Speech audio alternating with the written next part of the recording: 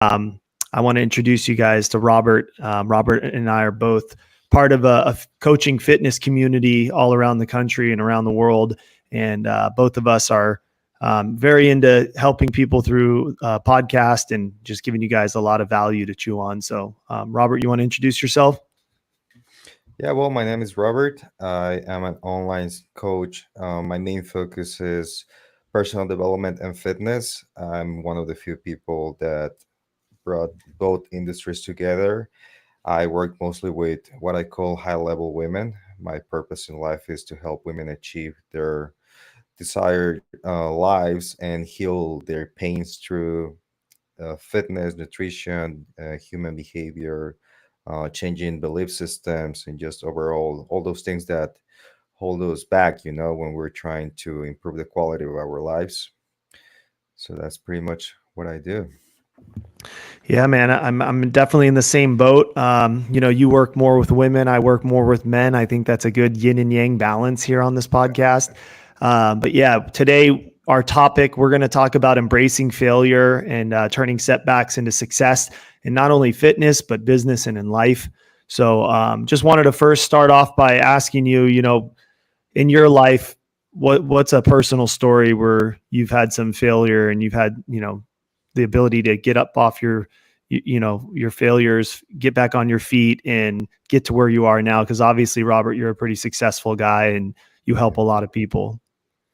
Well, I gotta say, it's not just one thing. I think from the time that I turned 21 till pretty much 28, my life was ups and downs. It was, that try and error, like multiple businesses. My background also comes from marketing, graphic design, and general management. So along the time I was doing fitness, bodybuilding, and everything. But I think the most important one was when I moved to California, like I was telling you before. So my dream was to become a professional bodybuilder. So I moved to California to train at Gold's Gym Venice, be around some of Nice. the best trainers in the world.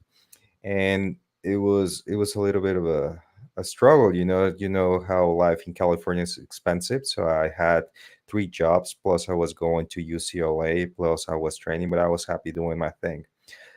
Year and a half into 2 years in, I was doing my thing. I was living in Venice, a block from Goals. I was training with really good athletes. I was making good relationships. Money was coming in. It was good. And then COVID happens, and everything shut down. So I'm from Mexico. So I spoke to my family. We're like, Yeah, that was brutal. yeah, I was like, guys, I think I'm gonna come home just for a bit, while these things like settle, because I thought it was just a transitional thing, right? So I flew home just to be around the family, and just like maybe I have a few friends that own gyms, so I can still be training there. And a week turned into 2 weeks, into 3 weeks, into 4 weeks, and I was like, I have no income. I can't be paying rent in LA, keeping my apartment, and my car payment and everything else. So I said, like, my family, like, hey, I think I'm gonna stay, guys, because we don't know what's going on. Family business was shut down too. We were just like everybody, just like holding on and see what was gonna happen there. So I had to start my life all over, and pretty much what my dream was of being in LA at Golds and everything was rip apart out of nothing. I didn't even have a chance to like say goodbye or like finish my circle. It's just like one day your life is just completely different, which led me into actually not training for like a year and a half, going into a different lifestyle. My family, they are horse trainers for horse shows. So I went to them. I was working around that. I love that country life too, but that led into, the smoking every day, the drinking, the waking up and having a Oh cup of yeah. coffee and a cigarette. Um, so I've been I through ended those up at the days. hospital. Sorry? I've definitely been through those days where, you're just finding yourself doing all the wrong things when you know Yeah. it's wrong, and your mind's telling you and your heart's telling you, but your body's not listening. I ended up on a hospital bed with COVID. That was my wake up call. And you know how they have you in quarantine. So I stood there for like a week, and I really had to ask myself, what are you doing? This is not you. This is not the lifestyle that you've been doing for a long time. You're out of shape. You're drinking. I wasn't getting drunk, but I was still drinking pretty oftenly. I was smoking a pack and a half a day, and I had to like restart my life again. So I went back into training and everything. But that's something that really, it was a hard thing to go through, especially the fact of having your dream shut down out of nowhere. It took me a lot of time to recover from that and detach from, you know, what I had in LA. Yeah, it's funny you mentioned Gold's Gym. That's actually where I got my foundation for working out. I was 17 years old. I was about to transfer from actually, no, I was 19 years old. I was about to transfer from a junior college playing baseball, and I was going to UC Santa Barbara. And my Mhm. uncle at the time was a major league baseball player, and he was training there every morning. And we get up at like 5:30 in the morning. And for me, a 19-year-old kid who smokes pot and drinks all the time and has never had his shit together. I mean, my whole life, I pretty much was just a loose cannon, and I finally had to have someone discipline me and say, hey, you're not going to drink, you're not going to smoke, you're going to get up every morning early, you're going to start working out 2 hours a day with the craziest people you've ever worked out with. I mean, I'll never forget my first leg day when I went into this pro camp with TR Goodman, and I was doing leg extension, and I was like, yeah, how many are we doing? Like six, seven? He's like, 25. I'm like, what? He's like, yeah, 4 sets of it. I'm like, wait, this is the first thing we're doing? I couldn't even get through 3 sets. I was like dying.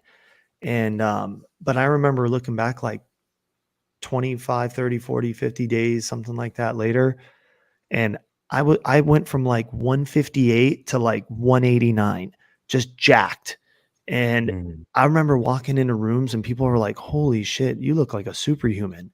That was the first time in my life I really got to experience like progress through discipline. I think that's one thing that, you know, you can't achieve until you've actually felt how bad and how hard failure is on you.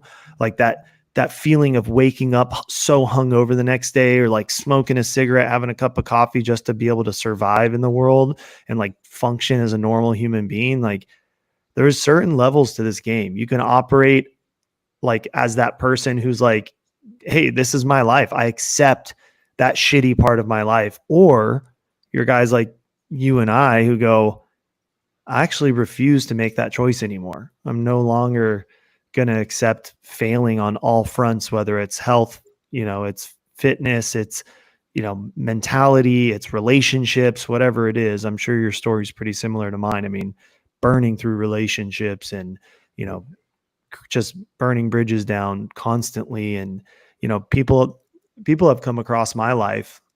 I told a story the other day, actually. A friend of mine sent me a video. It was me, and I'm not going to say the name, but me and a famous country singer who I used to be very good friends with in Nashville.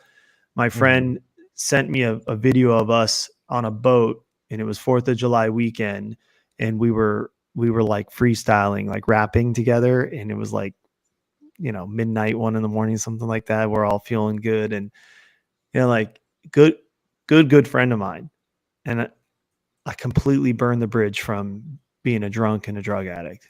Just probably till this day, we would have been really good friends, but I just could not until I decided to make those choices and to stop failing. Like I was choosing to fail. I was drinking my life away. I was, doing cocaine. I was taking Molly and ecstasy, like whatever I can get my hands on. It was just so stupid now that I look back on it.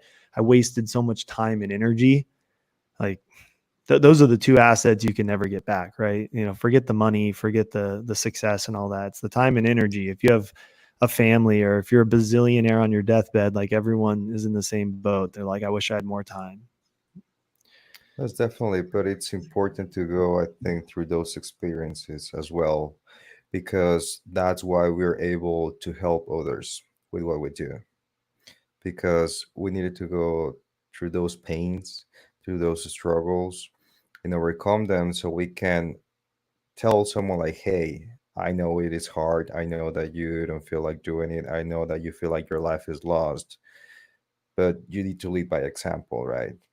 And I think that God's purpose is always that, like we go through situations so we can then help others through our own experiences, but most definitely. And it's interesting how when you're in those circles, right, at the parties, and there are the drugs around, and you really sit down and you listen to the people, and there's people that just lack purpose and direction, because everybody knows that what we're doing is not okay. We might pretend it's all cool and whatever we're feeling with the rush of the drinking or the drugs, but unconsciously everybody knows like this is not okay, and everybody wants to be having that higher level life. But you can feel so lost at some point that you're just like escaping and escaping and escaping through that, right? Couldn't agree with you more. You totally hit it on the head when you said that everybody's seeking a purpose. It's it's one of the things that I communicate a lot with the people I work with in the fitness community. Um, it's also one of the reasons why I understand people act a certain way. Like when I see people on the news doing all this crazy stuff and like, like for example, those encampments people are putting themselves in right now, like Palestine or Israel or whatever it is they're doing. I don't really stay close with it, but here's one thing I can tell you about every single person in those camps. That is their purpose.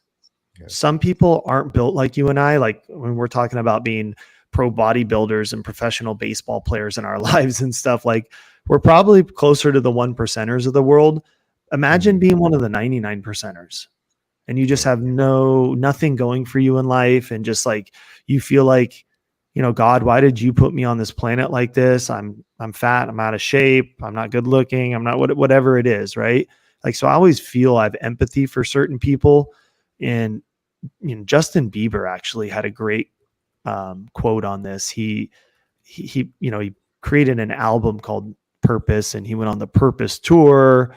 Um, but yeah, it changed my life when I was like listening to his songs and stuff. But he said, let me find this quote here. Give me a second. Here, if you want to talk on that, you can. But No, it's especially when we talk about males, right? Whenever the male doesn't have a purpose, that's when depression and anxiety shows. Like it is actually proven by one study that happened, I think, after World War II in Europe, where there was a group of soldiers that had PTSD, and they were in like this like hospital bed with like mental health issues, and for some reason there was a need for a group of people to bring supplies or something. They needed to like take action right away. Well, they got their stuff together, they got their shit together, and they went, and no PTSD and no nothing, because they were out of purpose. So everything goes out when you're on purpose. No depression, no anxiety. You're aligned. And especially for the male, you need to be, like Tony Robbins said, like progress equals happiness. If you're not constantly growing, if you're not constantly on a program, if you're not constantly like evolving, that's when it's really easy to go to the other side. It's really easy to try to mitigate what you're feeling with alcohol. And because there's a vast majority of people out there that feel the same way, well, you're going to think that you're having a lot of friends. But are they? You know, yeah, like, I don't know. I don't think they are. They're not. I found this quote, by the way. I just wanted to read this real quick before I get off topic here. yeah. So Justin Bieber said, the reason I named it Purpose was because for a while there, I feel like I lost my purpose. And I feel like I found my purpose again. Maybe that message is to say that no matter how far you feel like you are away from yourself, or you feel like you don't have your purpose, or you don't know what your purpose is, or you feel like maybe even you lost your purpose, there's always room to find that purpose again.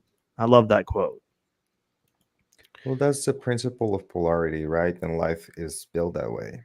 In order for you to know what love is, you got to experience like true pain.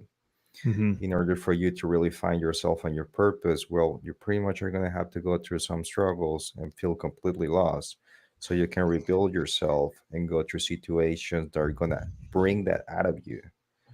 Yeah, Because failure is kind of like the BCAAs of muscle building, right? Failure is the yeah, building blocks of success. Right? You can't get to where you're going to be on the end goal without having some stumbles across the way. There's no such thing, that's why charts on the stock market go up and down. That's why we have bull markets and bear markets, right? Everything in this life that God has built, the whole world ebbs and flows. Tides come in, tides go out. This is how our world operates. So if you can't bear the bottom and also humble yourself at the top, you're going to have a pretty wide range of emotions in your life.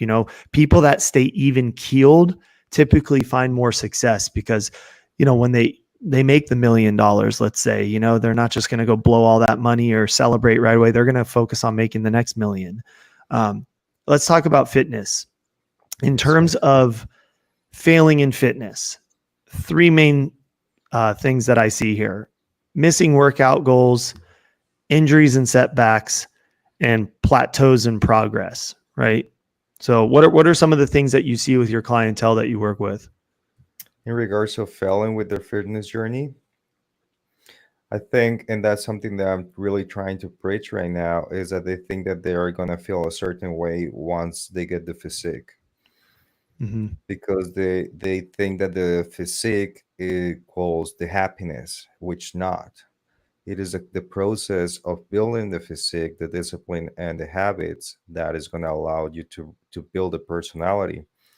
And a lot of times you see this happen with people. They'll go into a fat loss process, they'll drop the weight, but they keep feeling the same way because they haven't worked the emotional part.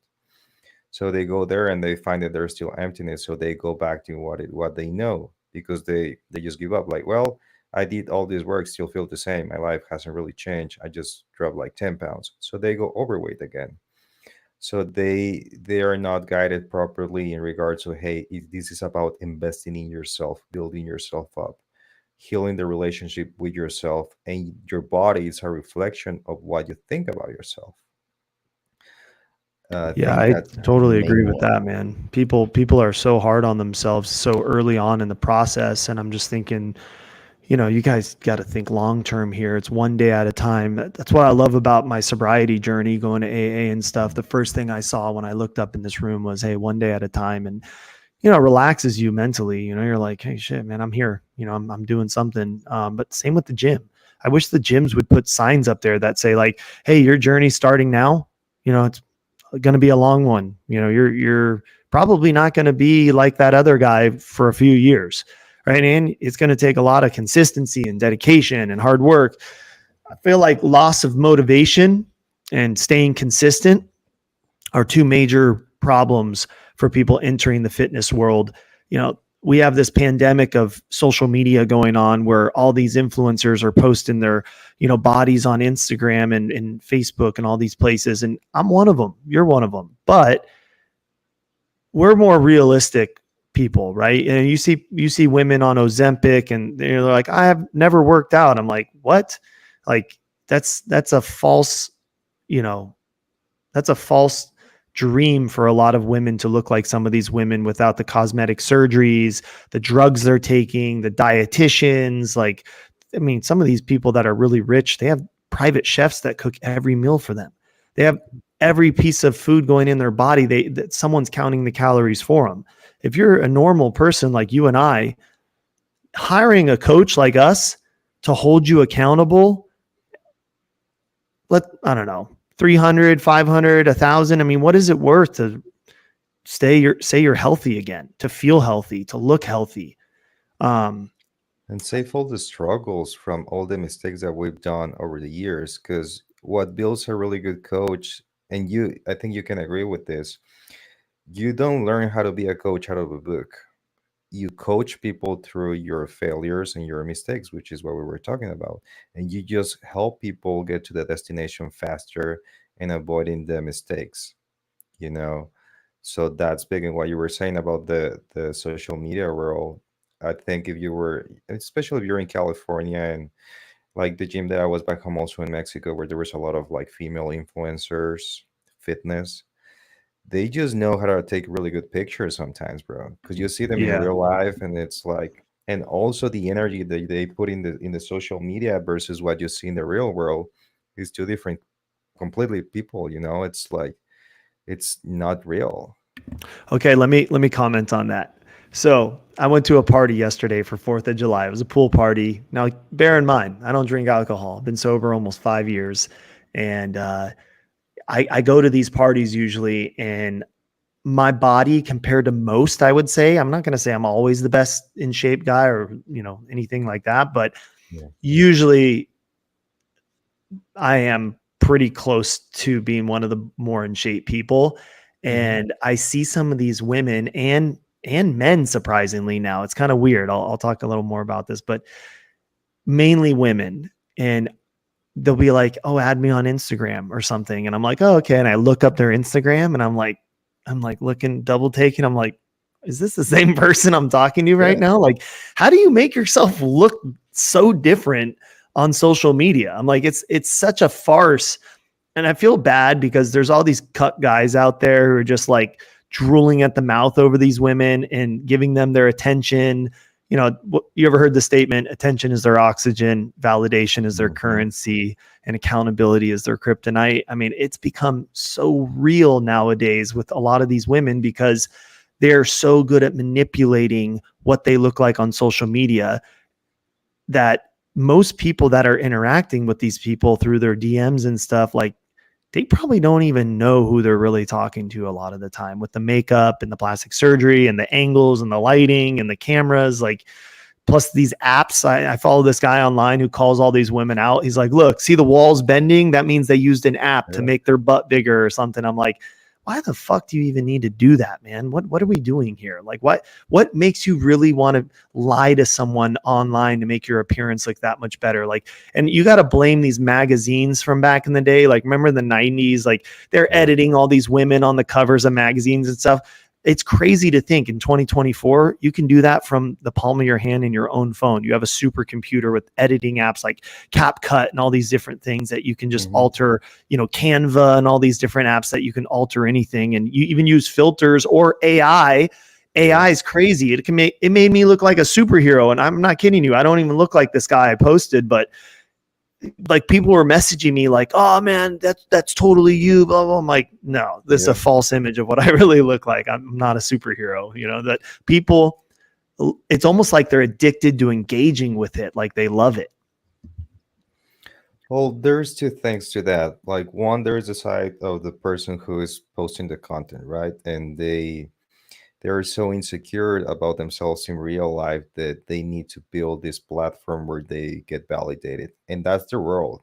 And they get anxious if they don't get a certain number of likes, comments, or if they start losing followers. Like you and me, we're like, we don't care about that. We're actually building businesses through social media, so we have different like um performance indicators that actually matter to us. Know how many followers, how many people we're talking to and helping. That's the main goal.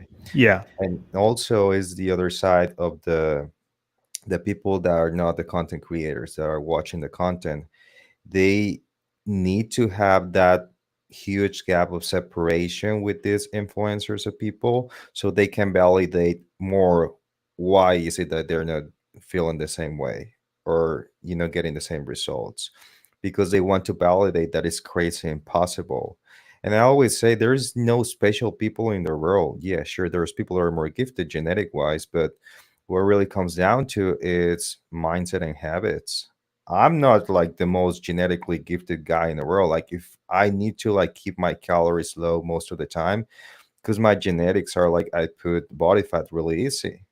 So I need to take care of myself, but over time it just becomes easier. But I put it out there. It's not like I was born like this. This is like 12 years in the gym, you know?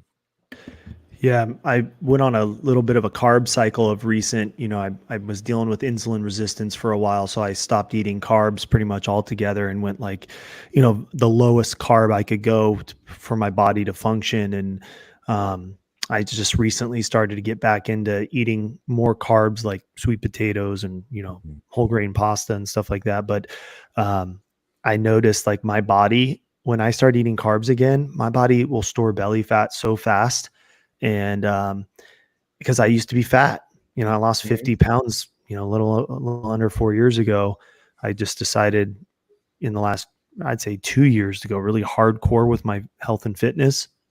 That's why I joined the JWX community, Yeah. and I had a story to tell, and a lot of people wanted to know how I went about doing it and but my body is not the same as their body.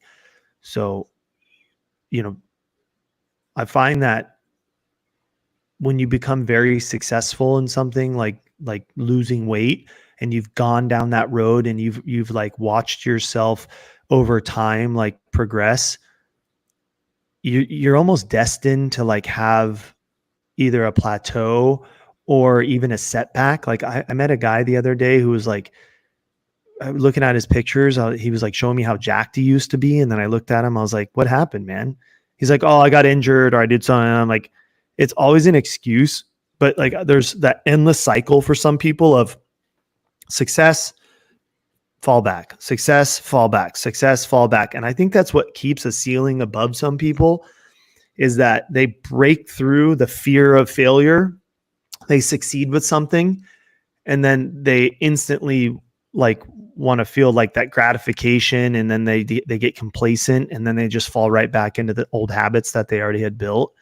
Hmm. um, I think there's a fear of people becoming too successful, of becoming, you know too different of a person than they're used to seeing themselves as. Like they just want to stay in that cocoon that they've always been in, instead of morphing into the butterfly and going to new heights. There's two things about that. There's first the theory of the thermostat, right? Like if you are a 80-degree person, you can raise your temperature to 100, but at some point you're gonna come down to 80 again, which is what you're saying about most of these people. The only two ways to become a 100-degree person is by surrounding yourself with 100-degree people. So you start operating their energy, and that's your new environment. So it becomes normal. On the other side is just having habits and a mindset with a purpose that keeps you aligned all the time. But the thing is, we as humans are built to one, stay in homeostasis and be comfortable. That's how the brain works. We're not meant to be uncomfortable, and sticking to a diet or a training or regimen or just being low body fat, it's it's not the normality of the outside world, because if everybody was walking around shredded, shirtless, well, that will be the normal. Well, it's not. And everywhere you go is programmed in a way that you don't do that. Like how many like healthy foods you see on a regular basis compared to like fast food restaurants. You know what I mean?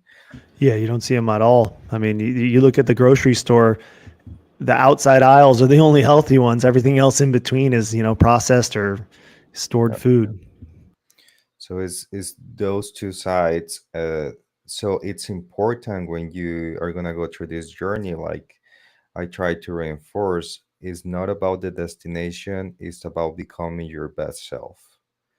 So you can be proud. And I think one of the biggest issues, bro, is we are so out of touch with mortality that we think that we can just like start over all the time and that we're gonna live forever and that it's okay, when it's really not. And unless you like experience certain things, you're like, oh, well, like I better like start being grateful just for waking up and having the ability to work on myself.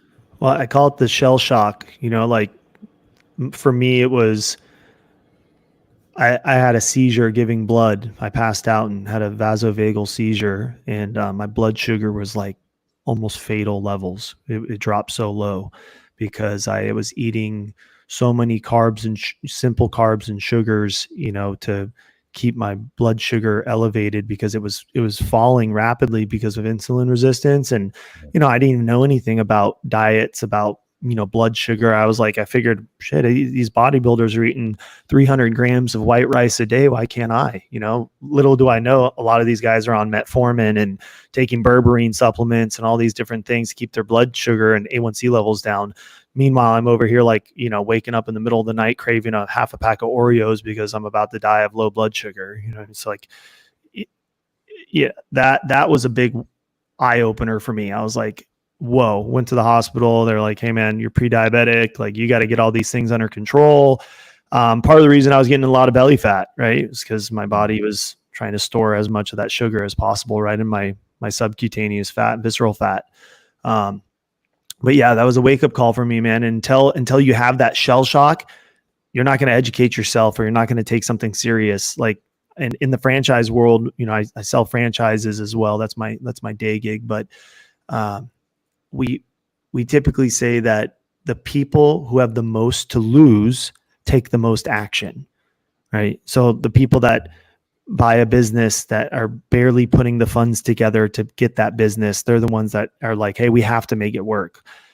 It's the same with our bodies. If someone is dying of cancer, let's say, all of a sudden they're, a cancer expert. They know everything they need to know about cancer and their specific cancer, how to get rid of everything. So urgency, that's the word I'm looking for here. Urgency. When you create urgency, and part of creating urgency is failing, right?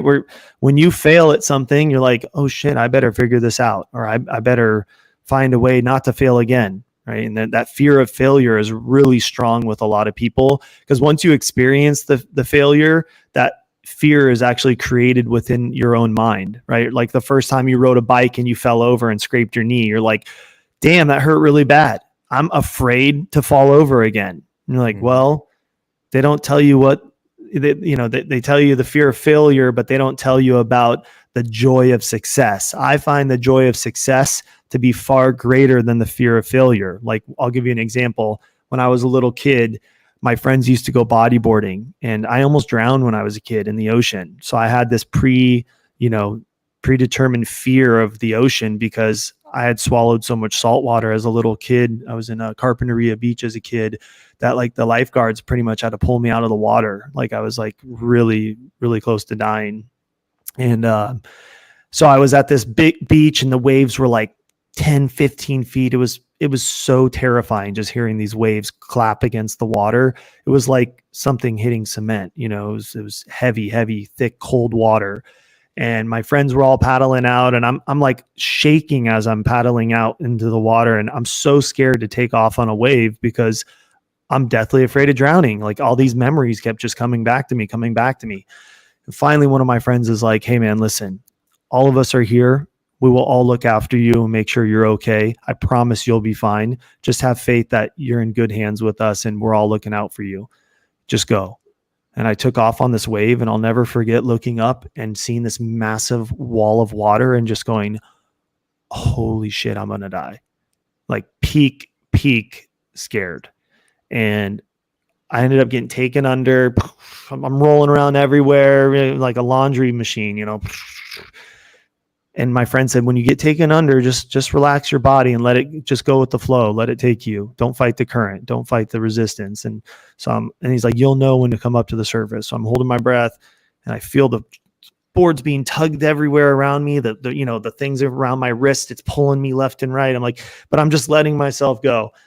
And all of a sudden I feel myself floating up to the surface, with the buoyancy, and I swim up and I take a breath and I look up and there's another wave coming at me, and I duck under it and I start to kind of go into panic mode, like, oh shit, here we go again. And then I jumped on my board and got out and got back out to where my friends were. And, he looked at me and he's like, wasn't so bad, was it? And I'm like, no, actually it wasn't. It was actually pretty exciting to take off on. I remember the joy of being like, yeah, fucking did it. Yeah. And I didn't do it because I didn't want to look like that guy who was like, whatever, but I was like inside this feeling of just accomplishment and joy. Like I felt like I had climbed Mount Everest, man. I was like, yes, I finally conquered that fear, the number one fear I had for so long. I would sit on the beach and watch my friends go because it was just, it would grip me, take over my whole body. Like the emotions would physically just shut me down. Well, it's like a quote that says, everything that you want out of life is on the other side of fear. And the problem is that we're never really taught what fear is. And where it comes from is nothing but your ego talking, right? The ego operates in that manner where it's gonna tell you like, hey, don't try it, you're gonna fail, like, and keeps you in that paralysis mode and doesn't allow you to move forward. But like you said two really important words. You had a support system and you have faith. And that's what you need. That's why hiring a coach, it is important, but also building a community or a close circle of like-minded individuals that, been there, done that, or at least they can hold you. You can feel safe. And the faith part, man, is about the trusting of the life and trusting yourself that it is gonna be okay. And if I fail, well, I learn. The faster you fail, the more you're gonna learn, the faster you're gonna get to the end destination. But we sometimes like retreat from everything, especially as men, right? And I think this is going into deeper conversations of mental health with the male side, where they're just so afraid of making changes and everything that's going inside. And because we're taught that we are meant to be tough and not to have these emotions and all these things, people are going through real shit, man. Like I have, and actually talking about goals, Jim Benny is like when my ex training partner that goals took his life 3 weeks ago. Man, Professional that's tough. bodybuilder, That's professional tough. bodybuilder. He was Michael Hearn's training partner as well. He was doing movies. He was successful personal trainer at Goals. He was married. You know, amazing guy, crazy ass physique, working around 300 pounds lean year round. They found him on his apartment from an overdose. So you never know what's really going on, and that's why it is important to have these conversations. Like we're talking, like it's okay not to be okay Yeah, if it's you're a okay man. not to be okay. Yep. But I want to comment on that too. There's a big difference between feeling bad and being down and staying Hmm. down, right? Oh yeah, I wanted to share real quick. We're coming to an end here pretty soon with this one. I'm going to keep these probably under 40 minutes for these podcasts, but yeah. I wanted to show everyone this is my losers to lions. This is going to be my new brand I'm launching here soon. I've got custom fit T-shirts and stuff, but part of what I'm going to do is I'm going to be giving back to the community, and especially for people with men in particular, who have had a really, really tough life, who are maybe in the program of Alcoholics Anonymous or NA, and people that deal with mental health issues. Like I'm pretty much going to give back to the whole community. Most of the profits that I get from this company, other than recreating more product, like I'm going to take most of it just to help other people. Because there is a lot of people in my life through this journey that have given to me so freely, and I haven't really, felt like I've paid it back in full. So I'm always in debt for the Hmm. lessons that I've learned throughout this whole journey in my life now. And hearing you talk about someone that took their own life, man, like I was just talking to someone about the golfer Grayson Murray. He took his own life. Rest in peace, Grayson. He was a really good guy and well respected on the PGA tour. But I used to come across him when I was partying still back in West Palm Beach, like 4.5 years ago, 5 years ago. And I remember when I met him, we were outside of this nightclub called Camelot, and I told him how I basically fucked off my baseball career by being a alcoholic and drug addict, and I was still doing it at the time, but I already had knew that I was basically messing up and ruining everything I could have done. Like God blessed me with this talent to be so good at a sport, and I just basically shit it away, and then when I got sober, I was 31 years old when I finally quit right before COVID, March 8th, 2020. I called it quits with the booze and the drugs. And I went pro. I played for the Savannah Bananas for the first time. First time playing pro ball ever in my life. I remember walking out into the stadium in Savannah at Grayson Stadium, looking up in the crowd and seeing like 4 or 5,000 people sold out, like the most epic feeling any human can experience in their life, knowing that it wasn't too late, and I actually still did it, and I said, I finally got to go play pro ball. My childhood dream was playing in a stadium professionally for people. And I actually just signed to play again on August 24th, which is my Awesome. birthday, ironically. Awesome. Yeah, so I'm going to play in Kalamazoo, Michigan, for a team that's called the Kalamazoo Nut Smugglers. So I just got my hat and a shirt from them in the mail yesterday. But it's going to be like YouTubers and celebrities and ex Major League Baseball players like Jose Canseco and a few secret players that I can't really talk about yet, but they're going to make probably a guest appearance. Some really big names, and it's going to be fun, man. But this is why I'm doing this kind of stuff. Like, again, I'm going to use that platform when I'm out there to help other men and to help people that are considering, bad things like hurting or harming themselves. I hope whatever that you and I are doing, Robert, we can say one little thing that'll encourage these men not to make a stupid decision like that. Absolutely. That was the biggest thing what I before I started doing content that I learned from Ate My Lit, right? Because it's not easy at the beginning to start doing videos and everything, but it's hard when you're doing them No. from your ego or about yourself. Well, once you start thinking about like, hey, I hope that I say one thing that can help someone, then it becomes easy because you're again on purpose, and that's the whole thing, and then it's endless conversation because you just want to put it out there, and every single little detail that you learn, you just want to put it out there so people can improve their lives, just like we've been helped from other people as well. So I'm really glad that you invited me over. We linked, and it's pretty cool to have this space, and hopefully someone can get something out of this. Yeah, man. And thank you again for coming on here and being my guest. I feel like this will be episode one of many with us. Yeah, You know, ro- just so everybody knows, again, I'll reiterate, Robert and I are both online business, fitness coaches. We help people all over the world. Robert mainly works with women. I mainly work with men. But so if you're a woman out there, you're watching this, Robert, what's your ad on Instagram? it's at Robert Liceaga, Liceaga, just like under the screen in there. Tell And us a little yeah, background of how long you've been working with clients and stuff, or you have any certifications or anything like that.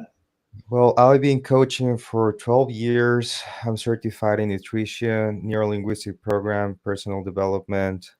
I'm running right now with my mentor, growing in transformational coaching. So I bring those two worlds, and I work especially with women because I'm trying to empower them to get out of that nonsense that's going out there and reach back to their feminine energy side, connect, and just make a difference out there. Awesome, man. Yeah, and that's the same thing I'm doing with men. I'm trying to help, a lot of these guys with what I call the alpha revival. A lot of these guys maybe grew up and their dad, taught them something, or, someone in their life taught them about how to actually be a man. And, I think gender roles are really important nowadays too. Like some of these women are, claiming, oh, I'm independent woman and, I don't need men or things like that. Like we need to get away from that toxic culture. Let women be women. Let them have their traditional womanhood role and, be the mother raising the children. The husband goes to work. The husband's the masculine man. Like it's okay for women to work out and get muscle and become toned. Yeah, every man's attracted to that now. That's not a bad thing. But in terms of like our personalities and our roles in a family, I guess I'm a believer since I believe in God, I'm a Christian. I Me too. believe in the nuclear family. I think that's something that I strive for. I'm single. I dated someone for 4 years and unfortunately it didn't work out, but I still seek having that nuclear family. I want the kid. I want the wife. I want to be able to have that connection. And, it's sad, because right now I feel like the dating world has gotten really thrown off with the dating apps and social media. Mhm. It's just so much going on. It's like hard to focus. Like I almost have this theory that I'm going to go on dates and tell the person, hey, can we not bring our phones? Can we not use phones, ever throughout the dating process in the first few months? Like, can we just keep it just, phone call at a certain time? And, but I doubt that'll work, but we'll see. Maybe I'll find the right one. It will happen, God willing, he'll send you the right one. But you're right, and even Yeah. more than that, it's just when you are polarized as a man or a woman, you are not at your top potential, and you're missing on a lot. Biology is there for a reason. Human nature is there for a reason. So stop fighting it, but most importantly, stop trying to belong. Work on yourself. Just be yourself, and that's okay. That's all you need, to be yourself. I agree with you there, my friend. Well, all right. Well, thank you for joining me today on the podcast. And yeah, guys, look out for future episodes with us. If you have any comments about it, type it in the comment box below. And don't forget to make sure you like and subscribe the channel. And yeah, we look forward to seeing you guys on future episodes with us. Take care. Thank you.